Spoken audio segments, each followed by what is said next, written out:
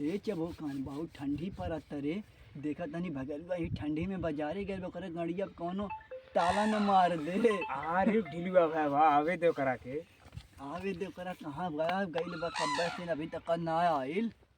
आज बड़ा ठंडी में सर्व घर वाले भेज देले वाटे का बतावल ये ठंडी में परेशान हम बानी का बताई। ये ठंडी में सर्व जड़ाऊ गेली स्वेटर वोटर वो ना मिलता कि लाद ली जर्सी उसी के होके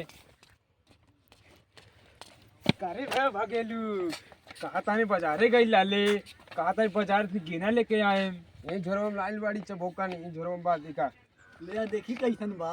हट हट हट हट हट ये झोरो में फोफू करी और काहे फूफू करी रे बाजार के लाले गेना लावे की कहो कि झटिया में तेज गरबा उठा ले अरे चबकना सुबह देखली है बोकई चाचा मने गरबा फन फन करावत रहना नहीं कज गरबा ही जोरवा में तना लागत है। बाग सारे बोकाई चाचा का जीरवा ला के का करना चून चा बोली हाँ? नाइरे ढिलुआ हमर के नरकट से खेलल जाई लागता बोकाई चाचा के झूला झूल के आइल बा लागता करे के बोकाई चाचा अपन अजगरवा थमा देले हुए। अरे चबकना अजगर और झूला के चक्कर छोड़ चल हाकी खेले और ये भगलुआ कैदे जा रख के आवे जोरा और हमन के चल जे नरकट झर के। अरे ढिलुआ कहते दिहले कि नरकट चल झटके के करे में झटकल जाई।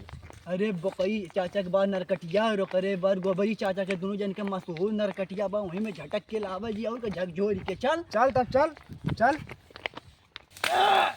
भैया आराम से नीचे पूरा जोर लगाई के जाने ले भैया प्रिया मलाई खाले बुढ़वा पिए पे पोसी केहू के फिकिर नहीं बुढ़िया जाले घूमे।